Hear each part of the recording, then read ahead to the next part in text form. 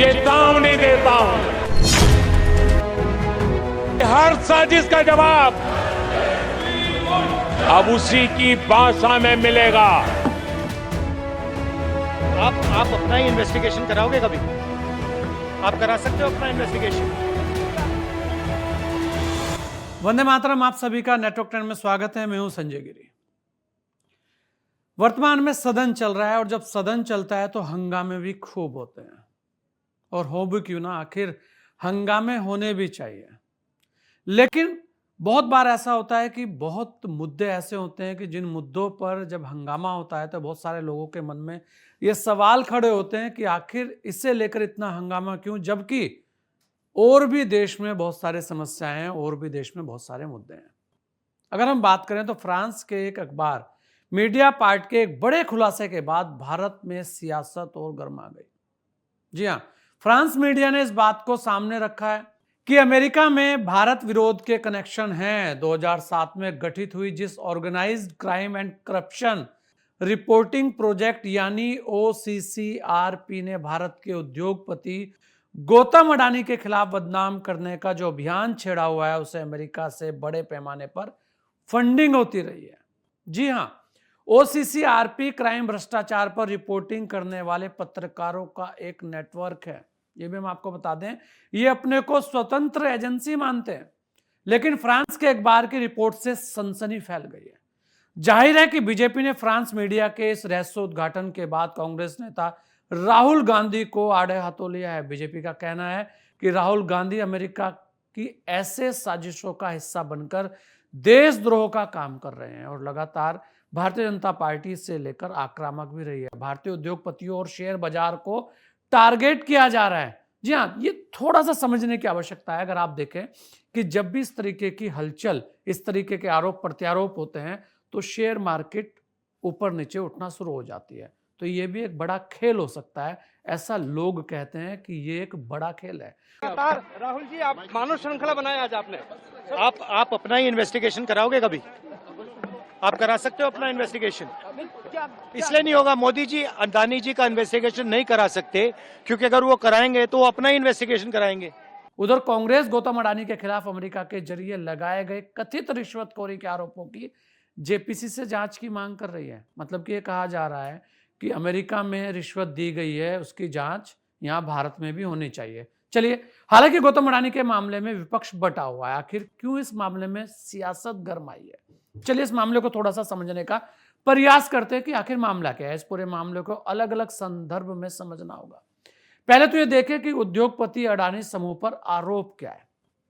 अमेरिकी attorney office ने आरोप लगाया है कि अडानी ने अपनी कंपनी ग्रीन एनर्जी को भारत में सोलर एनर्जी से जुड़े प्रोजेक्ट और कॉन्ट्रैक्ट दिलाने के लिए भारतीय अधिकारियों को 2100 करोड़ की रिश्वत जो है उसकी पेशकश की है। फिर सवाल ये उठता है कि भारत के सोलर प्लांट से जुड़ा है तो अमेरिका किस आधार पर आरोप लगा रहा है। यहाँ ये एक बड़ा सवाल है। उसके अलावा सवाल ये भी है कि अमेरिकी एजेंसीज को कैसे पता चलता है कि यहाँ पर रिश्वत देने की पेशकश की जा रही है, या कहीं पर भी किसी को रिश्वत देने की पेशकश की जा रही है। और जब पेशकश की जा रही थी तब क्या वहां पर जिन लोगों को ये पता है कि यहाँ ऐसा हो रहा है वो चुपचाप बैठे थे?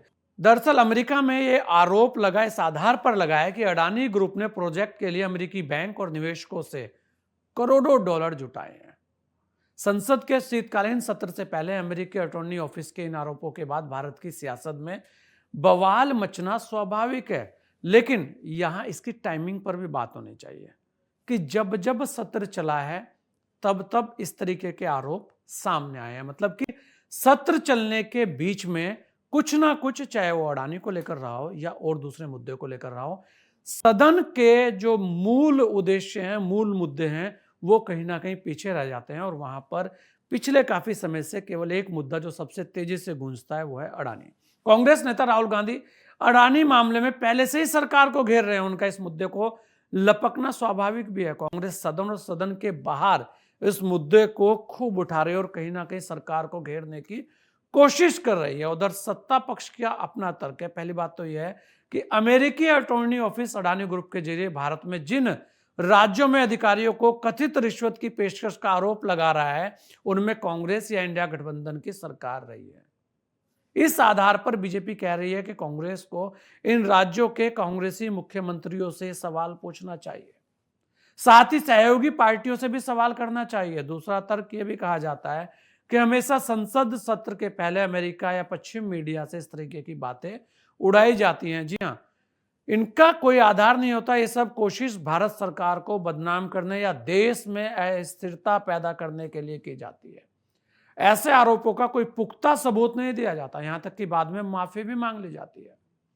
तीसरा तर्क यह भी दिया जाता है कि भारत तेजी से तीसरी अर्थव्यवस्था बनने की ओर अग्रसर है।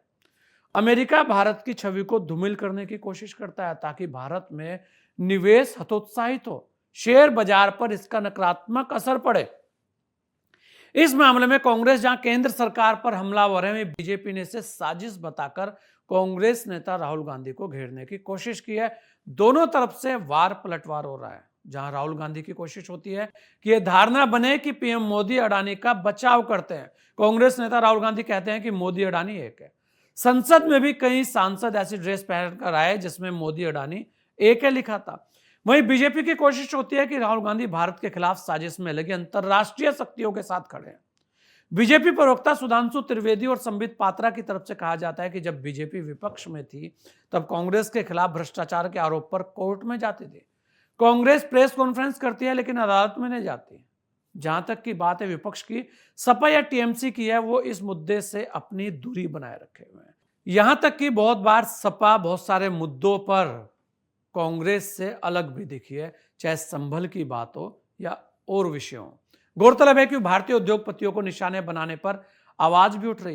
वे खुले तौर पर ऐसा कहते भी रहे, उनका पैसा यहां किस किस तरह से पहुंचता रहा है इसे लेकर कई तरीके के कयास लगते रहे। लेकिन फ्रांस की मीडियापार्ट नामक अखबार ने अब रहस्य उजागर किया है। भारत उद्योगपति गौतम अडानी को बदनाम करने का अभियान छेड़े हुए हैं। इस पोर्टल को अमेरिकी एजेंसियों से पैसा भी मुहैया कराया जाता है। इस तरीके की खबरें, इस तरीके के बयान भी आते हैं।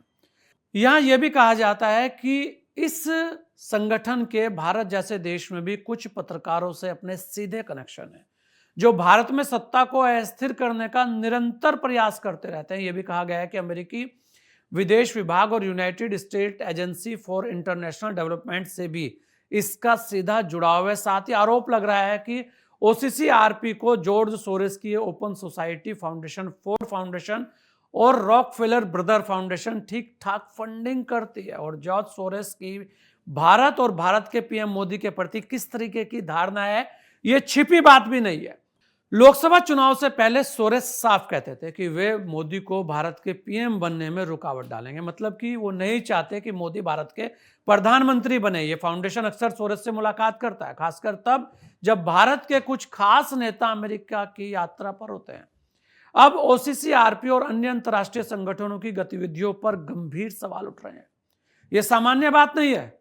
अगर इसमें सच्चाई है तो यह बहुत बड़ी अंतर्राष्ट्रीय साजिश का हिस्सा है। इस तरह देखें तो पिछले साल अडानी समूह पर रिपोर्ट प्रकाशित करने वाली ओसीसीआरपी गंभीर सवालों के घेरे में, हालांकि इनके दावों को अडानी ग्रुप के जरिए खारिज किया गया है। साथ ही इस बात की पड़ताल की अपेक्षा होती है कि ओसीसीआरपी का किन भारतीय नेताओं से जुड़ाव रहा है, किन नेताओं के वो संपर्क में है और उनको किन नेताओं के साथ जोड़ा जाता है। उनके जरिए जो तथ्य देने की कोशिश होती है उसका आधार क्या है और वास्तव में वो तथ्य क्या है, या डॉक्यूमेंट्री जिसको कहते हैं कि लिखे हुए कागज कहां है। यह सब अमेरिका एजेंसियों से मिलने वाले पैसे को लेकर जांच के घेरे में जो अमेरिका अडानी पर कथित आरोप लगाता है, उसे इन मीडिया समूह की गतिविधियों और फंडिंग को भी बड़े स्तर पर जांच करानी चाहिए। इस तरीके की बातें भी उठ रही है। थोड़े संदर्भ को भी देखें कि ओसीसीआरपी ने 2022 में क्लेम किया था कि नेशनल हेराल्ड में राहुल गांधी के खिलाफ कानूनी कार्रवाई राजनीति से प्रेरित है। भारत के सर्वोच्च न्यायालय ने भी यह फैसला दिया था कि ओसीसीआरपी की रिपोर्ट का इस्तेमाल सेबी द्वारा चल रही जांच पर संदेह जताने के लिए नहीं किया जा सकता। इस ग्रुप ने कहा था कि नेशनल हेराल्ड मामले में राहुल और सोनिया से पूछताछ के चलते भारत में लोगों में भारी आक्रोश है। गजब यह है कि समूह ने मान लिया है कि अगर नेशनल हेराल्ड मामले में पूछताछ होती है तो भारत में भारी अफरा तफरी मचती है और लोग इसे पसंद नहीं कर रहे हैं। इन तमाम पहलुओं से ओसीसीआरपी पर गहरा शक होता है। अब फ्रांस की मीडिया ग्रुप ने इसके तौर तरीकों पर सवाल उठा दिए हैं। इसकी आंच भारत के कुछ सियासी दलों के नेताओं पर भी आ रही है। कहीं ना कहीं सियासी दलों को इस प्रकरण पर अपनी भूमिका को भी स्पष्ट करना होगा। जरा गौर कीजिए, 3 फरवरी 2021 को बजट सत्र के दौरान भारतीय किसानों पर एक रिपोर्ट प्रकाशित की गई।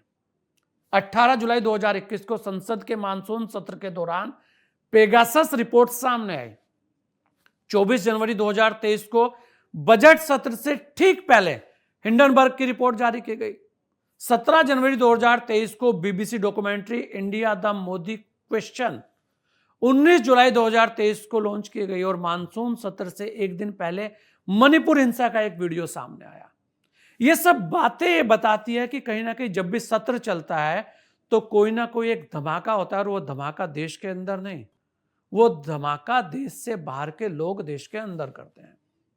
जानकारी आई है जिसे हम कह सकते हैं organize crime and corruption reporting project. A French publication has recently published its own report based on its investigation on the Sarajevo-based OCCRP, Organized Crime Corruption Reporting Project. This new report of the media report has claimed. You will lay the report on the table of the House. जी, Go ahead. आज इस report के अनुसार ये कहा गया है कि इस प्रोजेक्ट को फॉरेन गवर्नमेंट्स की फंडिंग है और उसका फोकस इंडिया के ऊपर भी है, और इस फॉरेन गवर्नमेंट की फंडिंग के साथ साथ जॉर्ज सोरोस के साथ भी इनका कनेक्शन है।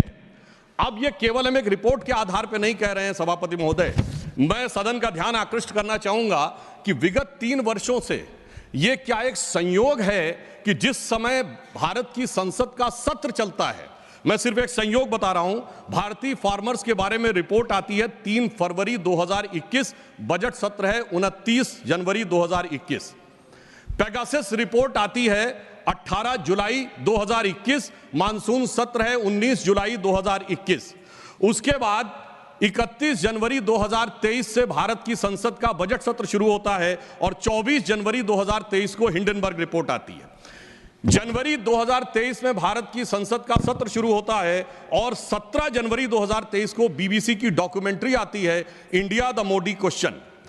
और गंभीर महत्वपूर्ण बात है, 20 जुलाई 2023 को भारत की संसद का सत्र शुरू होता है और मणिपुर वायलेंस का वीडियो 19 जुलाई 2023 ठीक एक दिन पहले जारी होता है। पूरे सीक्वेंस में अगर हम चलें तो महोदय मैं याद दिलाना चाहूंगा कि 10 मई 2024 को कोविड वैक्सीन के बारे में एक रिपोर्ट छपती है, जिस समय भारत का चुनाव प्रचार अपने पूर्ण उसके ऊपर था। फिर अभी वर्तमान सत्र हम बताना चाहते हैं कि मानसून सत्र 22 जुलाई से 9 अगस्त के बीच में शुरू होता है और 10 अगस्त को हिंडनबर्ग की रिपोर्ट आती है। वर्तमान सत्र 25 नवंबर से प्रारंभ होता है और 20 नवंबर को अमेरिकन कोर्ट के एक अटॉर्नी की रिपोर्ट आती है एक बिजनेस हाउस के संदर्भ में। मैं सिर्फ देश के सामने बात रखना चाहता हूं।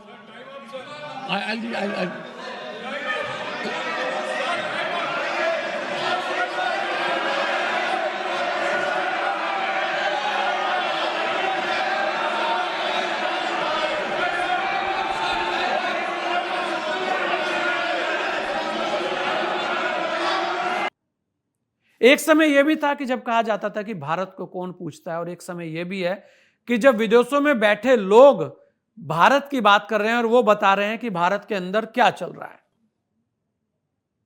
यह सवाल भी है, और यह सवाल आपसे भी है, सवाल जनता से भी है कि आखिर विदेशों में बैठे लोग आज ये मानते हैं कि भारत के अंदर क्या चल रहा है, मतलब कि भारत की ताकत को आज हर कोई पहचान रहा है। सवाल यह भी है कि देश के उद्योगपतियों को लेकर जो निशाने बनाए जा रहे हैं उससे लेकर जनता क्या सोचती है, जनता की क्या राय है।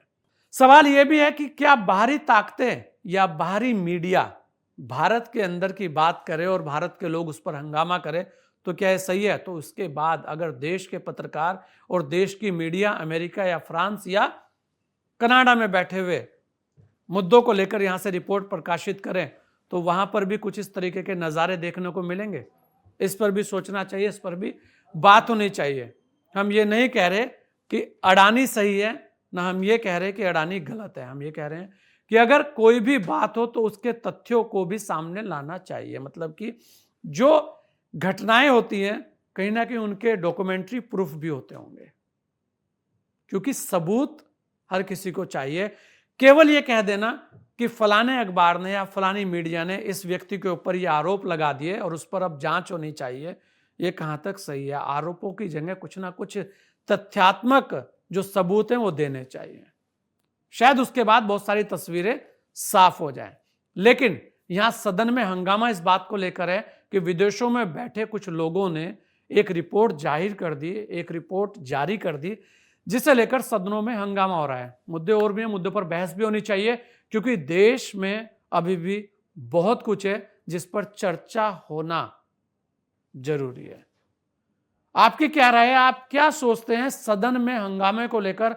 आपको क्या लगता है देश के उद्योगपतियों को लेकर? आपको क्या लगता है विदेशों में बैठी मीडिया को लेकर? अपनी राय अवश्य में दीजिएगा, क्योंकि आपकी राय बड़ी जरूरी है। इस विशेष पेशकश में इतना ही। दीजिए मुझे इजाजत। जय हिंद। चेतावनी देता हूं, हर साजिश का जवाब अब उसी की भाषा में मिलेगा। आप अपना ही इन्वेस्टिगेशन कराओगे कभी? आप करा सकते हो अपना इन्वेस्टिगेशन?